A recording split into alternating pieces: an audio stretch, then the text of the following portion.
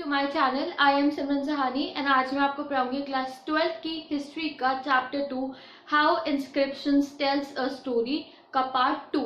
देखो, ये जो आपके हिस्ट्री का चैप्टर्स हैं उनके नाम चेंज हो गए हैं। सिलेबस में कोई बच्चे मुझसे कमेंट कर रहे हैं, कई बच्चे, आपका सिलेबस में कोई चेंज नहीं है, बस चैप्टर का नाम बदल गए हैं, तो उससे तुम्हें कोई फर्क नहीं पड़ना चाहिए। चैप्टर का नाम अगर आप बुक खोलोगे तो लिखा होगा किंग्स, फार्मर्स एंड टाउन और उसके नीचे इकोनॉमी एंड एम्पायर लिखा है। तो तुम इस चीज पे बिल्कुल ध्यान मत दो। अब बस सीबीएसई ने नाम चेंज करके इसका क्या रख दिया, how inscription tales a story. वो मैंने थंबनेल में भी फोटो लगा रखी है, तो तुम समझ जाना, बस टाइटल चेंज हुए हमारे चैप्टर के, तो अंदर कुछ चेंज नहीं है। बच्चों, तुम बहुत अच्छे से अपनी हिस्ट्री के जो फर्स्ट बुक है वो कंप्लीट करके आई वांट की सब बच्चे रख ले। तो कोई आपको जो बस चैप्टर का नाम चेंज हुआ है तो हमें पढ़ाई स्टार्ट कर देनी है। नेक्स्ट थिंग दैट, ये जितने भी चैप्टर मैं आपको पढ़ा रही हूँ, अब इसका पार्ट 1 की जो वीडियो है वो आपको डिस्क्रिप्शन बॉक्स में लिंक दिया हुआ है, वहां से मिल जाएगी।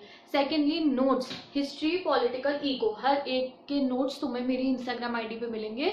इंस्टाग्राम आईडी का लिंक डिस्क्रिप्शन में दे रखा है, वहां से जाके आप नोट्स ले सकते हो। और इस पर्टिकुलर इस पोर्शन का जो लिंक जो पोस्ट होगा डालूंगी मैं इस वाले पोर्शन का रिलेटेड, उसका लिंक भी दिया हुआ है। उसे खोलोगे तो आप डायरेक्ट वहीं पे पहुंच जाओगे जहाँ पे मैंने इस वाले जो ये अभी पढ़ा रही हूँ इसका सारा का सारा रिटन मटेरियल डाला हुआ है। तो आई होप कि तुम्हें वो हेल्प करेगा। And please I request all the history student guys, मैंने इको नहीं बना रही हूँ अभी, सोशोलॉजी, साइकोलॉजी, मैंने सबको साइड पे रख के हिस्ट्री बना रही हूँ फॉर ऑल ऑफ यू। तो प्लीज़ वीडियो को शेयर करो ज़्यादा से ज़्यादा, बिकॉज यू नो दैट अगर मुझे ज़्यादा अच्छा रिस्पॉन्स नहीं मिला तो I have to move toward the other subject, जैसे कि इको और सोशोलॉजी और साइकोलॉजी, उनकी भी बहुत डिमांड है। तो प्लीज़ आप जल्दी से जल्दी अपने फ्रेंड्स के साथ शेयर करो। और नोट्स की टेंशन नहीं लेनी है, सब जाके इंस्टाग्राम से आप ले सकते हो। कोई और क्वेरी भी हो मुझसे किसी भी सब्जेक्ट को लेकर, आप इंस्टाग्राम पे मुझे डीएम करो, वॉइस रिकॉर्ड करके भेजो। Treat me as a friend, not as a teacher. कुछ भी प्रॉब्लम हो you can ask to me, ठीक है। तो टाइम वेस्ट नहीं करते हैं, स्टार्ट करते हैं आज का। फोर्थ से हमें स्टार्ट करना है। पार्ट 3 तक का आपको नीचे डिस्क्रिप्शन में पार्ट 1 की वीडियो दी है, वो मिल जाएगा। तो टॉपिक 4 से स्टार्ट करना है, न्यू नोशन ऑफ किनशिप। तो टॉपिक 3 हमने छोड़ा था ऑन द मौर्यन एम्पायर। हमने पढ़ा कि मौर्यन एम्पायर काफी इंडिया में फैला हुआ था, बट लास्ट लाइन जब हमने उस टॉपिक 3 की पढ़ी तो हमें पता चला कि खाली 150 सालों के लिए ही मौर्यन एम्पायर ने रूल करा था। तो उसके अलावा जो पीरियड था उसमें कौन से राजा रूल करते थे, और साउथ एरिया में जो सदर्न एरिया था इंडिया के, यानी कि जहाँ कर्नाटका है, तमिलनाडु है, ओडिशा है, केरला है, उस जिसको डेक्कन प्लेट्यू भी कहते हैं, वहां वाले रीजन में जब मौर्यास थे तब भी बाकी किंग्स थे। तो उनके बारे में अब हमें पढ़ना है, new notion of kinship, topic number 4 में, ठीक है। तो आपका टॉपिक नंबर 4 के बाद 4.1 टॉपिक है cheap and kings in south, ठीक है। तो हम इसमें साउथ के किंग्स के बारे में पढ़ेंगे, मैंने आपको पहले ही बता दिया है। तो देखो, 2nd सेंचुरी BCE से हमारे अलग अलग new types of kingdoms emerge होने लग गए थे। आपकी बुक में बताया गया चीफ एंड चीफ डम्स जो थे वो इमर्ज होने लगे थे, यानी कि नीचे जो थे अलग अलग टाइप के लोग। जैसे पहले कहा जाता था, देखो, कि सिर्फ क्षत्रिय ही रूल कर सकते हैं। आपको पता है पूरी हमारी जो सोसाइटी है उसमें ब्राह्मण, क्षत्रिय, शूद्र, ये पूरी की पूरी हमारी वो बनी हुई है, जिसको हायरार्की कह सकते हैं आप। तो उस जमाने में ये होता था कि सिर्फ क्षत्रिय ही राजा बन सकते हैं, बट अब थोड़ा सा ट्रेंड चेंज हो रहा था। बाकी के जो लोग थे, बाकी के जो लोग थे जिनके अंदर काबिलियत थी राजा बनने की, वो भी राजा बन रहे थे। राजा कहो या किसी अलग टाइप का रूलर, वो लोग भी बन रहे थे। तो थोड़ा सा चेंज आ रहा था, ठीक है। अलग अलग टाइप के किंगडम्स इमर्ज हो रहे थे in the several parts of the sub continent, अलग अलग। अब जैसे ये नहीं था कि पूरा एक मौर्यन एम्पायर सबको रूल करता, नहीं, छोटे छोटे हिस्सों में अलग अलग राजा निकल रहे थे। जैसे कि अगर आप सेंट्रल एशिया ले लो, सेंट्रल इंडिया ले लो, तो वहाँ पे अलग राजा थे। आप बुक खोलोगे तो 3 के बारे में हमें बताया है, चोलास, चेरास एंड पांड्यास, यानी कि शोलास, चेरास एंड पांड्यास के बारे में हमें बताया है। तो ये तीनों अलग थे एंड तीनों अलग अलग रीजन्स में ये लोग रूल कर रहे थे। मेनली ये रीजन कौन सा है हमारा, हमें ये रीजन है आपका जैसे तमिलनाडु, केरला, कर्नाटका, आंध्र प्रदेश वाले रीजन में हमारे शोलास, चेरास एंड पांड्यास रूल कर रहे थे। क्लास 6 में भी देखो हमने इनके बारे में पढ़ा था। एंड ये जो है इनके बारे में हमें कैसे पता चला, शोलास, चेरास एंड पांड्यास के बारे में, इनके बारे में हमें तमिल संगम टेक्स्ट से पता चला, और पोएम्स जो थी। अब ये जो तमिल वाला रीजन, नीचे तमिलनाडु का जो रीजन है, इसलिए यहाँ पे हमें तमिल संगम टेक्स्ट जो थे उनसे हमें पता चला कि इस टाइप के रूलर्स भी हमारे सदर्न एरिया में आ रहे थे। और चीफ डम्स के बारे में आपको बता रखा रखा है आपकी बुक में, ठीक है। तो महाराष्ट्र का एरिया भी आप इसमें काउंट करोगे सदर्न एरिया में। तो चीफडन्स देखो जैसे आई थिंक सो, ठीक है, जैसे कि हमने अभी शिवाजी वाली मूवी देखी थी, आपको पता है। तो वहाँ पे देखो क्या होता था, एक तो राजा तो होते थे, राजा के अलावा भी राजा कुछ काफ़ी स्ट्रॉन्ग सेनापति हो गए, या फिर जो बहुत स्ट्रॉन्ग लीडर्स जो थे, या फिर जो लड़ सकते थे बहुत अच्छे से, उनको भी कुछ एरियाज़ का, समझ लो 50 गाँव का उनको कंट्रोल दे दिया कि उनके एरिया में 50 गाँव चलेंगे। जैसे कि हमने शिवाजी मूवी में देखा था, Shivaji was not a king, वो किंग नहीं थे, बट फिर भी वो बिल्कुल राजाओं की तरह रहते थे, एंड उनका पूरा अपना एक रूल, उनका अपने गाँव थे वहाँ पे वो रहते थे। तो दे वर द चीफडम्स, ठीक है। तो चीफडम्स भी इमर्ज होने लग गए थे। तो राजा तो होता ही था, साथ साथ में चीफडम्स भी इमर्ज होने लगे थे, ठीक है। अब हमारी बुक में हमें 2 1 मार्क क्वेश्चन इस टॉपिक में मिल रहे हैं कि वेस्टर्न और सेंट्रल इंडिया के अंदर किसका रूल था? सतवाहनास का रूल था। अगर यार मैं प्रोनाउंसिएशन थोड़ी सी गलत करूँ तो आई एम सॉरी, क्योंकि मैं थोड़ा तेज़ बोलती हूँ तो जल्दी में ऐसे निकल जाता है, ठीक है। तो सतवाहनास रूल करते थे हमारे वेस्टर्न एंड सेंट्रल इंडिया के अंदर। आप मैप खोलोगे, बुक में दे रखा है तुम्हारी साफ, बुक को भी कभी कभी खोल लिया करो, ठीक है। और शाकाज रूल करते थे सेंट्रल एशियन किंगडम्स के अंदर, मेनली सेंट्रल एशियन का कहाँ, नॉर्थ वेस्ट और western part of the continent. Asia खोलोगे, सेंट्रल एशिया में पहुंचो, नॉर्थ वेस्ट और western part of the continent में शाकाज हैं, मार्क हो रखा है, अच्छे से तुम्हें दिखाई दे जाएगा। तो इसमें ये 2 आपके 1 मार्क क्वेश्चन है कि सतवाहनास कहाँ रूल करते थे, वेस्टर्न और सेंट्रल इंडिया में, और शाकाज रूल करते थे सेंट्रल एशिया के अंदर, ठीक है। तो न्यू नोशन ऑफ किनशिप हमारा कंप्लीट हो गया। मेनली इसमें यह था कि 16 शेराज और पांड्यास का रूल था हमारे सदर्न रीजन ऑफ इंडिया में during the 2nd century BCE। Done. अब आ जाओ 4.2 टॉपिक पे, जिसका नाम है डिवाइन किंग। तो देखो पहले ज़माने में ना ये बहुत ईजी था, एक स्ट्रैटेजी होती थी। अब कोई क्यों मानेगा कि तुम एक रूलर हो, ठीक है, तुम राजा के बेटे हो, एक अलग बात है, बट मन से भी मानना चाहिए कि तुम एक रूलर हो। तो उसके लिए कई राजा क्या कहते थे, खुद को गॉड से जोड़ते थे, कहते थे कि हम भगवान के पुत्र हैं, वी आर इमॉर्टल, हम भगवान हैं। कुछ राजाज ऐसी वाली स्ट्रैटेजीज भी अपनाते थे, एंड इनका सबसे अच्छा एग्जाम्पल कौन है, कुशानास किंग। कुशानास किंग अगर आप ऊपर चले जाओगे, हमारा जो ये लद्दाख वाला जो रीजन है वहाँ पे, और पाकिस्तान वाला जो रीजन है वहाँ पे तक्षशिला मार्क कर रखा है जहाँ पे कुशानास लिखा हुआ है, वो वाला जो रीजन है वहाँ के जो रूलर्स थे कुशानस, बहुत पुराने रूलर्स हैं ये हमारे, ये इंडो ग्रीक रूलर्स के साथ इनका काफ़ी अच्छे रिलेशंस थे। तो कुशानास रूलर खुद को कहते थे कि वो देवपुत्र हैं। देवपुत्र मतलब कि वो भगवान के बेटे हैं, और वो किंग है, उनको भगवान ने धरती पे भेजा है रूल करने के लिए, ठीक है। तो यहाँ मैंने लिखा है कि जो कुशानास थे 1st सेंचुरी BCE में, दे क्लेम हाई स्टेटस, और वो खुद को डिवाइन और गॉड से कनेक्ट करते थे। और वो कहाँ पे रूल करते थे, सेंट्रल एशिया तो नॉर्थ वेस्ट इंडिया तक ये हमारा रूल करते थे। हमें पता कैसे चला कि कुशानास खुद को डिवाइन कहते थे, क्या किसी ने आगे हमें बताया उस ज़माने से? नहीं, हमने कॉइन्स देखे कुशानास के, कुशानास गोल्ड कॉइन्स बनाते थे। तो वो बहुत पहले समय, मतलब वो कुशानास फर्स्ट रूलर थे जिन्होंने गोल्ड कॉइन्स को मिंट करना शुरू करा था। गोल्ड बहुत प्रेशियस मेटल था उस टाइम पे भी, तो उन्होंने गोल्ड कॉइन्स बनाए, उस पर उन्होंने अपनी ऐसी फिगर्स बनाई जो दिख रहा था कि वो खुद को गॉड की तरह डिपिक्ट कर रहे हैं। और उनके स्कल्पचर्स, एक स्टैचू भी मिला है हमें जिससे दिख रहा है कि कुशानास किंग खुद को भगवान कहते थे।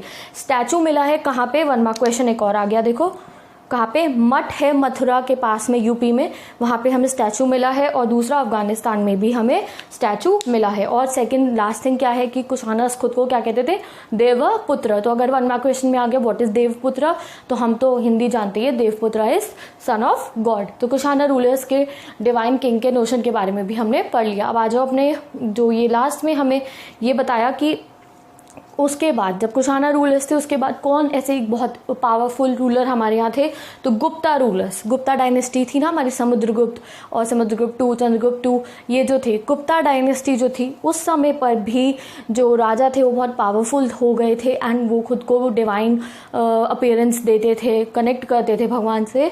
और उनके बारे में हमें कैसे पता चला, गुप्ता रूलर्स, गुप्ता डायनेस्टी के बारे में उनके कॉइन्स से पता चला, इंस्क्रिप्शन से पता चला, उनकी टेक्स्ट से पता चला, और उनकी पोएम से पता चला।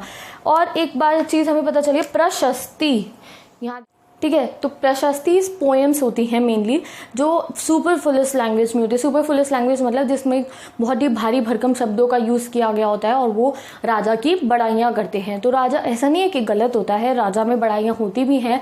तो वो सब जो राजा के कोर्ट पोएट होते हैं, कोर्ट पोएट क्या कि वो सभा में जो उनके पोएट होते हैं, तो वो उनके लिए पोएम लिखते हैं, उसको प्रशस्ति कहते हैं। ठीक है, हर एक लैंग्वेज होती है, संस्कृत, प्राकृत और हमारी खरोष्टी, तीनों लैंग्वेजेस में प्रशस्ति होती थी। अब जो सबसे फेमस प्रशस्ति हमारी बुक में बता रखी है वो है प्रयाग प्रशस्ति, प्रयाग प्रशस्ति। ठीक है, इसको जो इलाहाबाद में एक पिलर है हमारा, अशोका पिलर, उसके ऊपर इंस्क्राइब किया हुआ है, तो इसलिए आर्कोलॉजिस्ट को पता चला वो प्रयाग प्रशस्ति है। और उसके ऊपर जो मेनली हमारे जो समुद्रगुप्त थे उनकी बड़ाइयाँ लिखी गई हैं। Who was Samudragupta? Samudragupta one जो हमारे सबसे पावरफुल रूलर थे गुप्ता डायनेस्टी के, उनके। और वो लिखी किसने थी? हरिसेना। ठीक है, उन्होंने लिखी थी, वो उनके कोर्ट पोएट थे समुद्रगुप्त के, हरिसेना। यहाँ लिखा है मैंने, बुक में भी लिखा है, 1 मार्क क्वेश्चन है। प्रयाग प्रशस्ति किसने लिखी थी? हरिसेना ने। किसके लिए लिखी थी?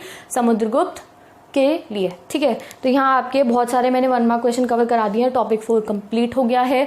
अब we have to start the topic 5, a changing countryside, यानी कि अब हमने किंग्स के बारे में पढ़ लिया है, अब हम अपने फार्मर वाले टॉपिक पे आ गए हैं। बुक चैप्टर का नाम क्या है? Kings, farmers and towns. तो टॉपिक 5 में हम मेनली फार्मर्स के बारे में। 5 अब सारा का सारा ध्यान यहाँ देना, ये जो मैंने छोटे छोटे कीड़े यहाँ बना रखे हैं इन्हीं पे तो मैं ध्यान देना है। ठीक है, तो टॉपिक का नाम क्या है? Changing country side. देखो इसमें कुछ नहीं लिखा है, मैंने सिर्फ एनसीईआरटी के कीवर्ड्स लिखे हैं।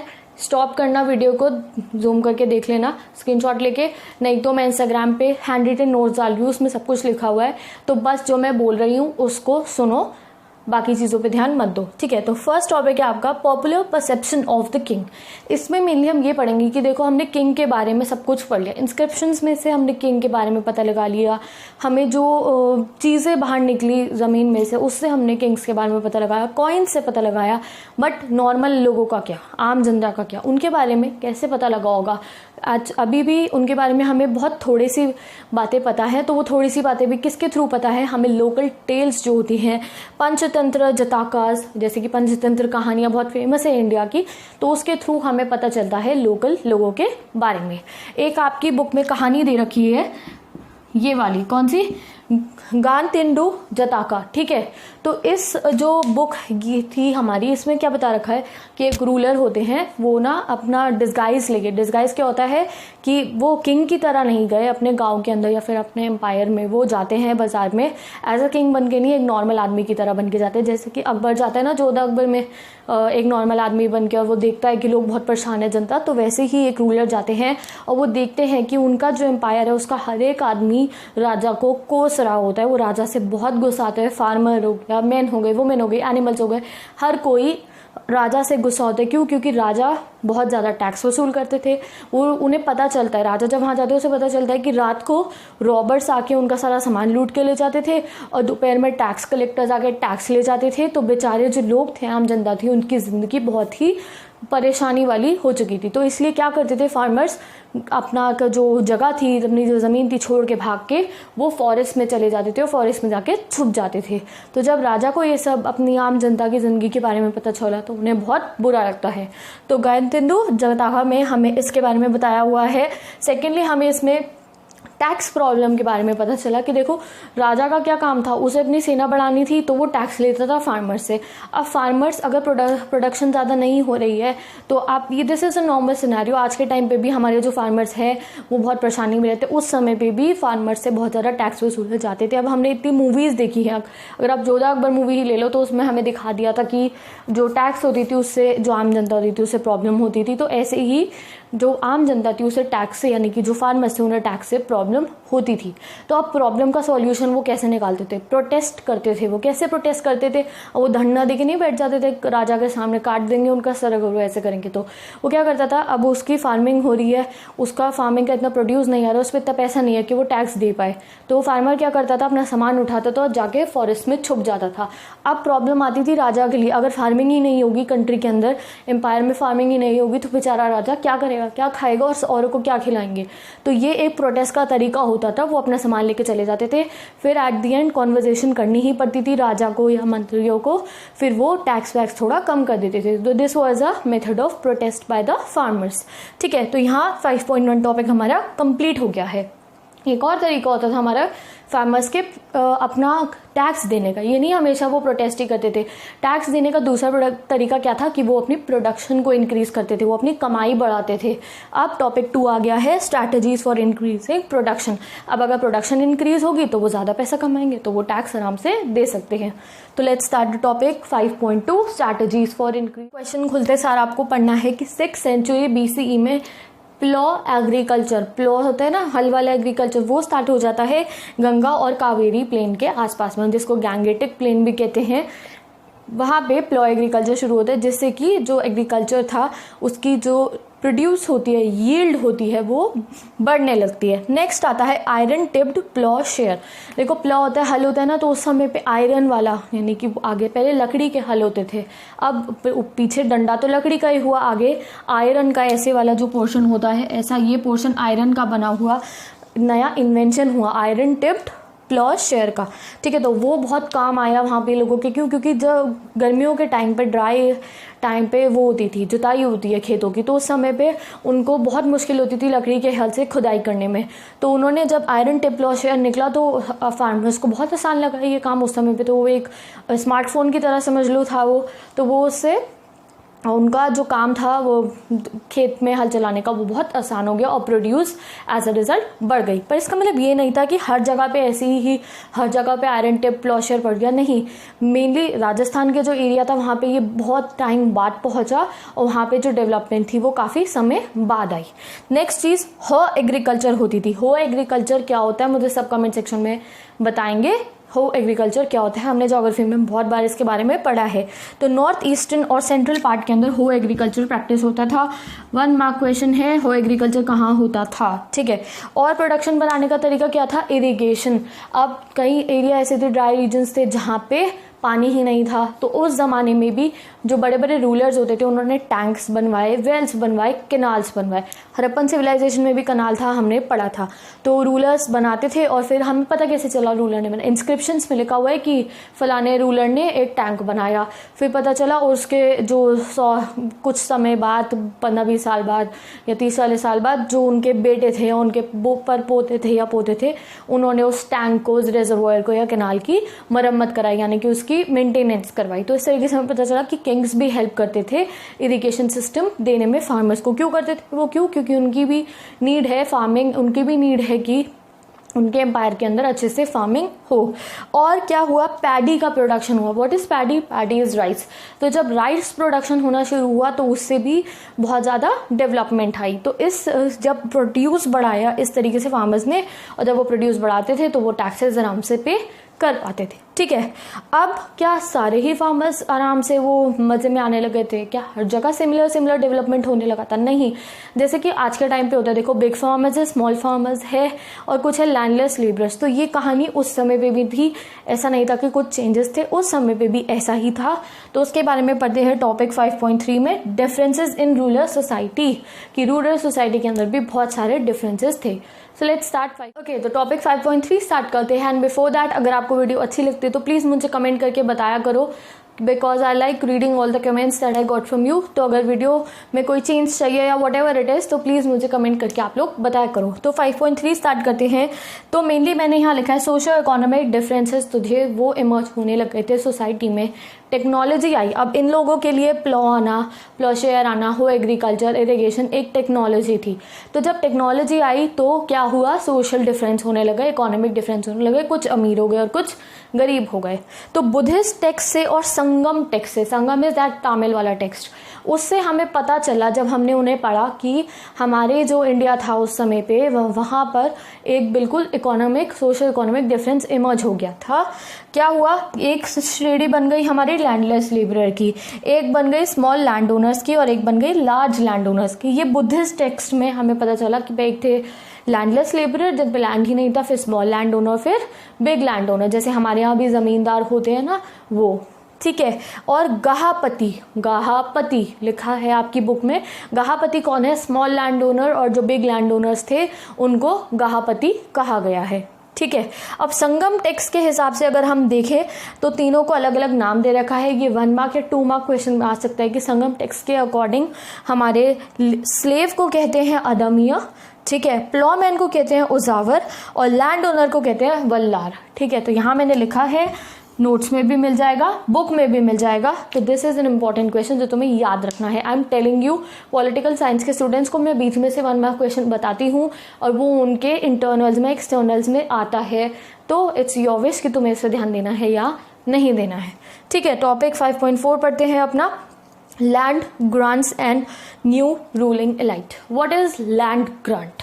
लैंड ग्रांट ऐसा होता है, देखो उस समय पे एक ऐसा ट्रेडिशन चला कि लैंड को लोग दान दे देते थे। अब लैंड को दान कोई किंग क्यों देगा? ऑब्वियस है, अपने ही किसी प्रॉफिट के लिए देता था। या तो वो किसी ब्राह्मण को दे देते कि वो टेंपल बना दे, या वो किसी ऋषि मुनि को दे देते कि वो अपना एक स्कूल खोल लें, या फिर वो एक फार्मर को दे देते कि वो फार्मिंग कर ले, या फिर आपने देखा है गाँव गिफ्ट कर देते हैं, कोई किसी के राजा कोई आता है तो उसे भेंट में गाँव दे देते हैं, या फिर समझौता करने के लिए लैंड को ग्रांट किया जाता है। ठीक है, अब हमें लैंड ग्रांट्स के बारे में हमें कैसे पता चला? हमने उनकी रजिस्ट्री देखी है। What is registry? आजकल भी जब घर वर लिए जाते हैं तो रजिस्ट्री होती है, तो उस समय पे भी लैंड ग्रांट होती थी तो रजिस्ट्री होती थी। अब हमारे यहाँ रजिस्ट्री होती है स्टैम्प पेपर्स पे, उस समय रजिस्ट्री होती थी ताम्रपत्र पे, यानी कि तांबे की जो इंस्क्रिप्शंस होती थी उन पे होती थी। तांबे का मोटा सा पत्र होता था, उस पे खुदा होता था। आपको बुक में दे रखा है ताम्रपत्र पे। तो लैंड ग्रांट को मेरी लैंग्वेज में आप रजिस्ट्री मान लो। ठीक है, तो वहाँ पे जित कॉपर प्लेट पे और स्टोन के ऊपर भी, जो स्टोन की एनग्रेविंग्स होती थी उसके ऊपर भी हमारी जो रजिस्ट्री होती थी लैंड्स की वो लिखी हुई है। ठीक है, अब वो रजिस्ट्री की लैंग्वेज कौन सी होती थी, यानी कि लैंड ग्रांट की लैंग्वेज कौन कौन सी होती थी? वो या तो तमिल और तेलुगु में थी। अभी देखो हम सदर्न किंगडम के बारे में ही पढ़े, और अगर ऊपर की तरफ चल जाओ तो वो संस्कृत में लिखी होती थी। ठीक है, अब हमें प्रभावती गुप्ता के बारे में बता रखा है। Who is Prabhavati Gupta? समुद्रगुप्त की बेटी थी वो। ठीक है, समुद्रगुप्त गुप्ता डायनेस्टी के जो रूलर थे उनकी बेटी थी प्रभावती गुप्ता। ठीक है, तो वैसे धर्मशास्त्र के अनुसार, धर्मशास्त्र क्या है? धर्मशास्त्र वो है जो हमारे ब्राह्मण्स ने पूरा एक सेट ऑफ रिटन रूल्स लिखे हैं जिस तरीके से राजाओं को अपने किंगडम को चलाना है।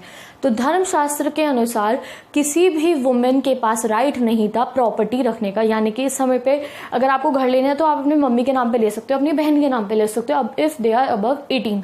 बट उस समय पे हमारे ब्राह्मण्स ने ये रूल बनाया कि वुमेन जो है धर्मशास्त्र में उनके पास प्रॉपर्टी नहीं हो सकती है। बट जो प्रभावती थी उनके पास बहुत सारी प्रॉपर्टी थी और वो बहुत सारी प्रॉपर्टी को दान करती थी, यानी कि लैंड ग्रांट्स करती थी। तो अब आप सोचो, जब वुमेन के पास प्रॉपर्टी हो ही नहीं सकती तो वो लैंड ग्रांट कैसे करती थी? तो Prabhavati Devi was an exception. अगर बुक में कौन सी लेडी एक्सेप्शन थी हमारी? She was a queen. Lady नहीं थी, वो क्वीन थी। समुद्रगुप्त रूलर की बेटी थी वो, बिगेस्ट डायनेस्टी गुप्ता डायनेस्टी की राजकुमारी थी वो, और उनकी शादी हुई थी वकट्टा किंग से ऑफ डेक्कन। मुझे सॉरी प्रोनाउंसिएशन नहीं हो रही है, VAKATAKA किंग ऑफ डेक्कन से उनकी शादी हुई थी। और जब इनके हस्बैंड मर गए थे और इनका बेटा भी छोटा था तो उस समय सिंहासन इन्होंने संभाला, तो वो रेन बन गई थी।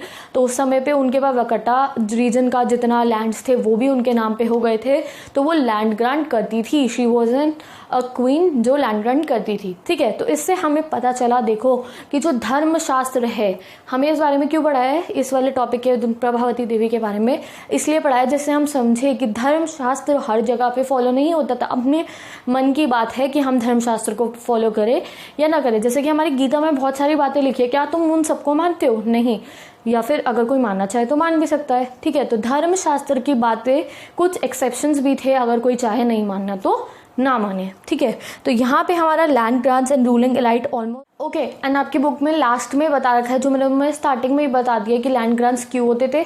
तो यहाँ मैंने लिखा है, अगर दिख रहा है तो देख लो। लैंड ग्रांट्स या तो कल्टीवेशन के लिए फार्मर्स को दिया जाता था ग्रांट, या फिर एलाइज बनाने के लिए, समझौता करने के लिए, या फिर अपनी रूल दिखाने के लिए राजा देता था, या फिर अपना पावर शो करने के लिए, या फिर किस लिए? जैसे जो गुप्ता डायनेस्टी के रूलर्स थे उन्होंने एंड के अपने पीरियड में बहुत ज़्यादा लैंड ग्रांट्स करी, ये दिखाने के लिए कि हम अब भी बहुत पावरफुल हैं। तो इसके बारे में मैंने तुम्हें टॉपिक के स्टार्टिंग में ही बता दिया था। अब आ जाओ टॉपिक नंबर 6 पे, टाउन एंड ट्रेड। अब हमने फार्मर्स के बारे में भी पढ़ लिया, किंग के बारे में भी पढ़ लिया, अब आ जाएंगे हम अपने टाउन पे। तो टॉपिक 6 पे आ गए हैं, let's start the topic 6 start करते हैं, टाउन एंड ट्रेड। तो इसमें बेसिकली हम पढ़ेंगे कि कौन से नए नए टाउन्स थे जो बहुत इंपॉर्टेंट थे फॉर द ट्रेड पर्पस। देखो इंडिया के अंदर उसी समय से लॉन्ग डिस्टेंस ट्रेड होता था, यानी कि हड़प्पन सिविलाइजेशन ओमान के साथ ट्रेड होता था। एंड मेनली ये जिस पीरियड की हम बात कर रहे हैं, इस पीरियड में रोमन एम्पायर के साथ बहुत ज़्यादा ट्रेड होता था। रोमन एम्पायर इज दैट जो ऑटोमन टर्की का एम्पायर था। रोमन एम्पायर जो है हमारा, वो जो पूरा हमारा आप समझ लो वेस्टर्न रीजन हो गया हमारा, वहाँ पे हमारा बहुत नियर द मेडिटेरेनियन सी, वहाँ पे हमारा बहुत ज़्यादा ट्रेड होता था। तो अरेबिक सी से मेडिटेरेनियन सी तक का जितना रीजन था, वहाँ पे सारा का सारा आपका ट्रेड रूट चलता था। हर एक चीज़ का ट्रेड होता था, स्पाइसेस का, कपड़ों का मान लो आप, और मेटल्स का, बहुत सारी चीज़ों का ट्रेड होता था। तो हमारा कमर्शियल और एडमिनिस्ट्रेटिव पर्पज से हमने बहुत सारे अपने ट्रेड रूट्स बना रखे थे। What is commercial and commercial यानी कि कमर्शियल करने के लिए, और एडमिनिस्ट्रेटिव यानी कि उसको देखने के लिए, एडमिनिस्टर करने के लिए ट्रेड रूट्स थे। ठीक है, तो मेनली हमने अभी मगध वाले में भी पढ़ा था कि 5-6 इंपॉर्टेंट सेंटर्स पढ़े थे। वैसे ही इसमें इंपॉर्टेंट सेंटर्स थे पाटलिपुत्र इंपॉर्टेंट सेंटर क्यों था? क्योंकि पाटलिपुत्र के पास में से रिवर निकल के जा रही थी। कौन सी रिवर थी? गंगा रिवर निकल के जा रही है। तो आराम से वहां से हमारे को रिवर से कम्युनिकेशन चैनल मिल रहा है। उज्जैनी जो है, उज्जैनी कहाँ है? इस मैप में देखो आसपास में सारा लैंड एरिया है, तो लैंड वाला कम्युनिकेशन के लिए उज्जैनी बढ़िया था। मथुरा जो था वो एक हब है। अब मथुरा क्या है? कृष्ण जी जहाँ रहते हैं, तो उस समय से ही वहाँ पे जो था बहुत ज़्यादा कमर्शियल, कल्चरल और पॉलिटिकल जो रीजन था वो बहुत ज़्यादा चलता फिरता सा रहता था मथुरा जो था। ठीक है, तो वहाँ पे हर समय कमर्शियल प्लानिंग्स होती रहती थी, ट्रेड भी होता रहता था, कल्चरल भी बहुत ज़्यादा वो था। तो मथुरा हो गया। ठीक है, तो पुहार क्या है? पुहार कहाँ पे है? मैप में देखो अपना। Puhar was near the coastal region, तो इसलिए सी के पास था, तो वहाँ से भी हम लोग ट्रेड कर लेते थे। ठीक है, तो इन 5 शहरों के बारे में तुम्हें ध्यान रखना है, पाटलिपुत्र, उज्जैनी, मथुरा, पुहार। तो ये तीनों 5 तुम्हें याद रखने हैं कि ये किसकी क्या इंपॉर्टेंस थी। पाटलिपुत्र रिवर की वजह से इंपॉर्टेंट था, उज्जैनी लैंड की वजह से, मथुरा कल्चर और कमर्शियल चीज़ों की वजह से, और पुहार कोस्ट की वजह से। ठीक है, अब आ जाओ 6.2 urban population, elites and craft person. इसमें बस हम अर्बन एरियाज, ये क्या शहर हो गई, मतलब इन शहरों की पॉपुलेशन के बारे में पढ़ेंगे। इनमें कौन एलाइट्स थे, यानी कि अमीर लोग कौन थे, रूलर्स कौन थे, और इनके क्राफ्ट पर्सन मान लो कि कौन यहाँ पे किस टाइप का काम करता था। ठीक है, तो देखो एग्जैक्टिवेशन करना बहुत मुश्किल हो गया आज के समय पे इन एरियाज में ड्यू टू द सेटलमेंट। अब हड़प्पा जो है वहाँ पे खुदाई हुई, क्योंकि वहाँ पे बहुत कम लोग उस समय पे रहते थे, और अब खुदाई होनी मना हो गई क्योंकि अर्थ को नुकसान हो रहा था। बट ये जो शहर हैं, अब शहरी इलाके में क्या खुदाई हो सकती है? नहीं। क्योंकि सेटलमेंट है, इस वजह से हमारा जो बहुत सारा पास्ट है वो अभी भी दबा का दबा है। एक तो क्या लोगों को कहोगे हटाओ अपना घर, यहाँ से हमें खुदाई करनी है? नहीं।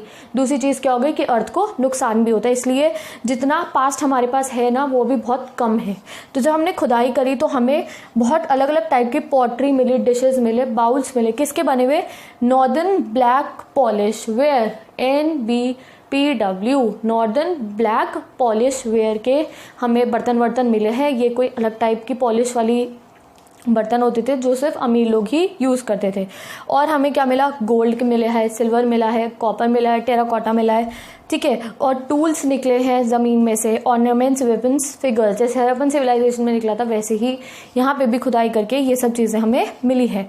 2nd सेंचुरी BCE में हमें डोनर इंस्क्रिप्शंस मिली। What are donor? ये भी इंस्क्रिप्शंस ही है, डोनर इंस्क्रिप्शन। इनमें मेनली हमें जो लोग काम करने वाले थे ना उनके बारे में इनमें लिखा हुआ था। जैसे कि इसमें वॉशिंग फोक के बारे में, धोबियों के बारे में बताया हुआ था, वीवर्स के बारे में बताया हुआ था, कारपेंटर हो गए, गोल्डस्मिथ हो गए, ब्लैकस्मिथ हो गए, उन सब के बारे में लिखा हुआ था। तो उनको पढ़ के, डोनर इंस्क्रिप्शन को पढ़ के हम पता चला कि शहर में हर टाइप का काम होता था जैसे कि आज के टाइम पे होता है। डन विद दिस, हमने अपना 6.2 टॉपिक कंप्लीट कर लिया है। अब 6.3 पढ़ना है हमें, trade in the sub continent. ठीक है, तो अब हमें अपने कॉन्टिनेंट के ट्रेड के बारे में पढ़ना है। जैसे मैंने शुरू में ही बता दिया कि हम बहुत ज़्यादा ट्रेड करते थे। ठीक है, तो सेंट्रल एशिया के साथ ट्रेड करते थे हम, साउथ एशिया के साथ करते थे, नॉर्थ अफ्रीका के साथ करते थे और चाइना के साथ करते थे। आपकी बुक में ये 4-5 लाइन में बता रखा है, मैंने यहाँ तुम्हें कीवर्ड्स में बता दिया है कि इन जगहों से हम ट्रेड करते थे। अब आ जाओ 1 मार्क वाले क्वेश्चन पे, ठीक है।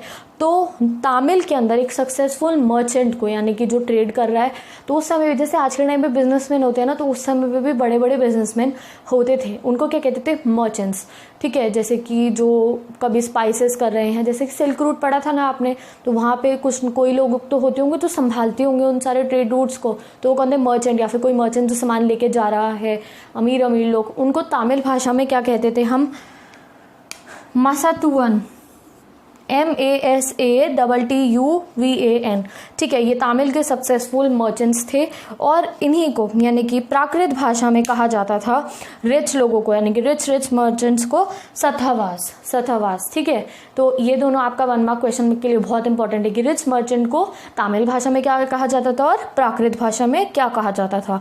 मेनली अब हमें बताया गया है कि किन चीज़ों का ट्रेड होता था बिटवीन दी सब कॉन्टिनेंट, इनकी चाइना, अफ्रीका और इन सब के साथ हम किस चीज़ का ट्रेड करते थे। जैसे मैंने तुम्हें पहले बताया, तो सॉल्ट का ट्रेड होता था, आयरन का, ग्रेन्स का, मेटल्स का, मेडिसिन का, फिनिश प्रोडक्ट्स का भी होता था, जैसे कि मेडिसिन हो गई, और इंडिया की स्पाइसेस बहुत फेमस है, टिम्बर का होता था मेनली रोमन एम्पायर के साथ, जो मैंने तुम्हें शुरू में ही बता दिया। ट्रेड रूट क्या था, from Arabian sea to Mediterranean sea के बीच में ये ट्रेड होता था।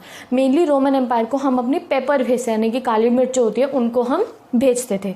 तो यहाँ हमने trade in the sub continent topic भी कंप्लीट कर लिया है। अब आ जाओ टॉपिक 6.4 पे, कॉइन्स एंड किंग्स, यानी कि अब इसमें हम मेनली कॉइन्स के बारे में पढ़ेंगे कि इंडिया में अब कॉइन्स भी यूज़ होने लग गए थे, तो कौन से किंग का कौन सा कॉइन था and all that. So let's start. ये अभी मैं तुम्हें ये जो आज इस वीडियो में 6 टॉपिक तक ही करा रही हूँ, I will make 3rd part of the video also, जिसमें मैं 7 और 8 टॉपिक्स कहूँगी। वैसे मैं चाहती हूँ कि 2 पार्ट में ही वीडियो खत्म कर दूँ, बट आज थोड़ी लंबी हो गया वीडियो, तो नेक्स्ट पार्ट का लिंक मिल जाएगा डिस्क्रिप्शन में, पार्ट 1 का और पार्ट 3 का, तो वो देख लेना प्लीज स्टूडेंट्स, बीच में मत छोड़ना चैप्टर को। Let's complete this video. Coins मिलने हमें कब शुरू हुए, 6th सेंचुरी BCE में, शुरुआती दौर में हमें कॉपर और सिल्वर के कॉइन्स मिलने शुरू हुए। मेनली इंडो ग्रीक किंग्स जो थे वो कॉपर और सिल्वर के कॉइन्स बनाते थे, ठीक है। कॉइन्स का क्या यूज़ था, कॉइन्स का यूज़ क्या था, एक्सचेंज के लिए। पहले जैसे बाटर सिस्टम होता था, अब कॉइन्स यूज़ होने लगे थे। और कॉइन्स बहुत इंपॉर्टेंट इसलिए थे कि कॉइन्स के थ्रू हम जो ट्रेड रूट है उनका पता लगाते थे। अब देखो, अगर हमारा सिक्का मिल गया किसी रोमन एम्पायर में, तो हम समझ गए कि भैया इंडिया और रोम के बीच में कोई ट्रेड होता होगा, तभी तो इनके सिक्के वहाँ मिले हैं। या फिर अगर रोम के सिक्के हमारे यहाँ मिले हैं, तो उससे भी पता चलता है कि रोम और इंडिया के बीच में ट्रेड होता था, तो इसलिए यहाँ पे इनके सिक्के हैं। तो ट्रेड का पता लगाने के लिए, ट्रेड रूट्स का पता लगाने के लिए कॉइन्स बहुत ज़्यादा इंपॉर्टेंट थे। नेक्स्ट चीज हो गई हमारी कि जो कॉइन्स थे कौन छापता था। अब हमारे यहाँ तो अभी सेंट्रल गवर्नमेंट के अलावा कोई और कॉइन नहीं छाप सकता है, तो उस जमाने में किंग्स भी कॉइन छापते थे, मर्चेंट्स छापते थे, कुछ बैंकर गिल्ड्स कॉइन छापते थे, और कुछ ट्राइबल कम्युनिटीज भी अपने कॉइन छाप लेती थी, मिंट कर लेती थी, इज बेटर ऑप्शन, ठीक है।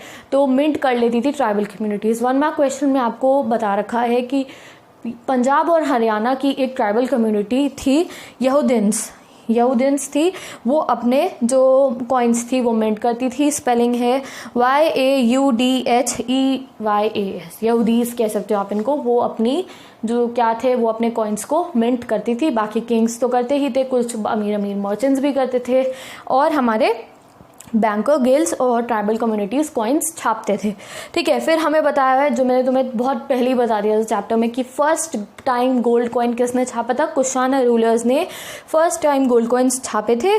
और फिर उसके बाद समुद्रगुप्त ने, यानी कि गुप्ता डायनेस्टी ने गोल्ड के कॉइन छापने शुरू कर दिया। बुक में बना भी हुआ है, और वो बहुत ही प्योर गोल्ड था। जैसे अभी 22 कैरेट गोल्ड होता है, 32 और ज़्यादा प्योर होता है, तो बहुत ज़्यादा प्योर गोल्ड के कॉइन्स छपते थे, ठीक है। फिर धीरे धीरे क्या हुआ, देखो हमारे आर्कोलॉजिस्ट को कॉइन्स कम मिलने शुरू हो गए। अब वो सोचने लगे भैया कॉइन मिलने कम क्यों शुरू हो गए हैं, क्या इंडिया क्राइसिस में आ गया था, क्या गोल्ड की कमी हो गई थी, या फिर किसी और मेटल्स की कमी हो गई थी, या फिर कोई इकोनॉमिक क्राइसिस आया जो पैसे मिलने बंद हो गए हैं। तो उसके ऊपर 3 विचार है आर्कोलॉजिस्ट के। पहला ये है कि हो सकता है अब हमने रोमन एम्पायर के साथ ट्रेड करना बंद कर दिया हो, इसलिए हमें जो रूट को हम सर्च कर रहे हैं वहाँ पे हमें कॉइन नहीं मिली हो। या तो सेकेंड चीज़ ये है कि जो ट्रेड रूट्स हैं वो चेंज हो गए हों, जैसे कि पहले रोम के साथ ट्रेड हो रहा था, तो वो वाले रूट पे हम कॉइन ढूंढ रहे हैं। मे बी अब हम लोगों ने किसी और कंट्री के साथ ट्रेड करना शुरू कर दिया हो, तो वहाँ पे हम अभी सर्च कर ही नहीं रहे हैं। That means trade routes are not yet found. Second चीज़ क्या हो गई, मे बी कॉइन सर्कुलेशन में हो इसलिए हमें ना मिल रहे हो। थर्ड चीज़ क्या है आपकी कि कोई इकोनॉमिक क्राइसिस आया होगा तभी कॉइन्स बनने बंद हो गए। तो ये आर्कियोलॉजिस्ट के 3 व्यूज़ है। पहला क्या है, मे बी कि ट्रेड रूट चेंज हो गया हो, मे बी उन्होंने चाइना के साथ ज़्यादा ट्रेड करना शुरू कर दिया हो, वहाँ पे आर्कियोलॉजिस्ट ढूंढ ही नहीं रहे हैं कॉइन्स को। सेकंड क्या है, क्राइसिस हो गया, इकोनॉमिक क्राइसिस की वजह से कॉइन्स कम हो गए हो। और थर्ड क्या है, मे बी कॉइन सर्कुलेशन में हो इसलिए मिलने बंद हो गए हों। सो विद दिस आज की वीडियो हमने कंप्लीट कर ली है। नेक्स्ट वीडियो में मैं टॉपिक 7 और 8 कवर करा दूंगी। तो आज की वीडियो खत्म हो गई है। आई होप कि तुम्हें जितना मैंने आज पढ़ाया अच्छे से समझ में आया होगा। कोई भी क्वेरी है मुझसे कमेंट करके पूछ सकते हो कमेंट सेक्शन में, या फिर डीएम करके पूछ सकते हो इंस्टाग्राम पे। नोट्स मिल जाएंगे, नीचे लिंक में जाओ, नोट्स बनाओ, अपना काम कंप्लीट कर लो। और first thing and last thing, video को शेयर ज़रूर कर देना अपने दोस्तों के साथ। और लास्ट थिंग इज़ दैट कि मैं इस वीक में मेरा मोटिव ये है कि ये जो हिस्ट्री की फर्स्ट बुक है वो कंप्लीट करा दूँ, ठीक है। तो I meet you in the next video. Till then bye bye, like share and subscribe.